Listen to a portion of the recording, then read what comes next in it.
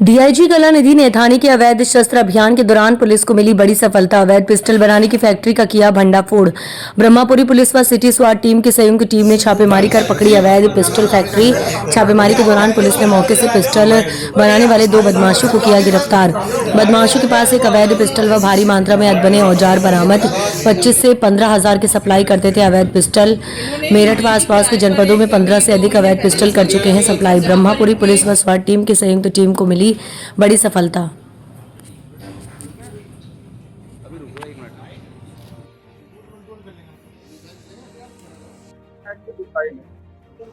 आज मेरठ पुलिस के थाना ब्रह्मपुरी और स्वाट टीम के द्वारा एक उड़वर किया गया है। सूचना प्राप्त हुई मुखबिर से कि थाना ब्रह्मपुरी के अंतर्गत एक स्थान पर असलहा फैक्ट्री चल रहा है। इस सूचना पर तत्काल कार्रवाई करते हुए जब मौके पर गए तो वहां से 2 व्यक्ति मिले जो नावेद और जुबेर से जब उनके घर की तलाशी ली गई तो बहुत सारे फैक्ट्री से संबंधित सामान बरामद हुए। इसमें एक पिस्टल, 2 अधबने पिस्टल और इजेक्टर, सूजा, निहाई, इस प्रकार के बहुत सारे सामान जो असलहा बनाने के फैक्ट्री में काम आते हैं, सब बरामद हुआ है। उनसे जब कड़ाई से पूछताछ की गई तो उनके द्वारा ये भी बताया गया कि फर्रो और सावेज जो ऐसे व्यक्ति हैं जो इस जब बनने के बाद ये विभिन्न स्थानों पर उनकी सप्लाई करते थे, उनको वांछित किया गया है। मुकदमा पंजीकृत करके उनको रिमांड के लिए भेजा गया है। और अब इनसे जो 2 व्यक्ति जो इसकी सप्लाई करते थे, उनकी गिरफ्तारी करने के उपरांत उनसे अन्य चीज़ों के बारे में पता किया जाएगा कि ये कहाँ लेके जाते थे, कौन इसमें इन्वॉल्व है, इनके पीछे और कौन है। इस संबंध में इनके आपराधिक इतिहास का भी पता किया जाएगा। पूरे हमारे जोन में मेरठ रेंज और मेरठ जोन के किन जनपदों से किनके के साथ इनके कनेक्शन था, इन सब के बारे में बहुत विस्तृत जानकारी करके विधिक कार्रवाई इनके खिलाफ ठोस कार्रवाई की जाए। अभी जो जानकारी मिली है ये करीब 2 महीने से एक प्रक्रिया जारी था।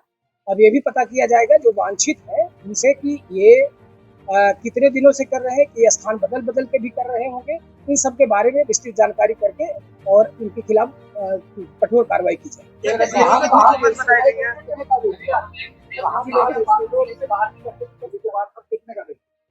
अब ये जो दोनों पकड़े गए थे इनके द्वारा ये बताया गया कि जो 2 सावेज और फर्रो है इनके द्वारा ही बाहर सप्लाई की जाती थी। अब इनके लगातार टीमें हमारी अभी से ही काम करना शुरू करती है और जो हमारा डेवलपमेंट होगा उसी के आधार पर उनके खिलाफ कार्रवाई की जाएगी।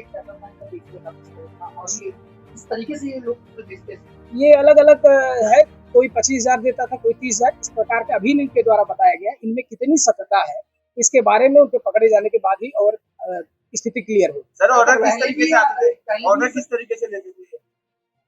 अब ऑर्डर के बारे में इनका ये कहना है कि वो ऑर्डर वही लेकर के जाते थे, वो किस माध्यम से लेके जाते थे, ये सारी चीजें जब उनके पकड़े जाने पर ही स्थिति स्पष्ट। हाँ, इसके पहले परवेज इसका जावेद का आपराधिक इतिहास 2024 का भी है और मोहम्मद जुबेर का भी है। इनके अन्य आपराधिक इतिहास के बारे में जनपद मेरठ के डीसीआरबी और अपने रेंज के सारे और जोन के सारे स्थिति से इनका पता किया जाएगा सीसीटीवी से कि कहाँ इनके द्वारा अपराध किया गया है और इस तदनुसार अग्रिम कार्रवाई की जाएगी।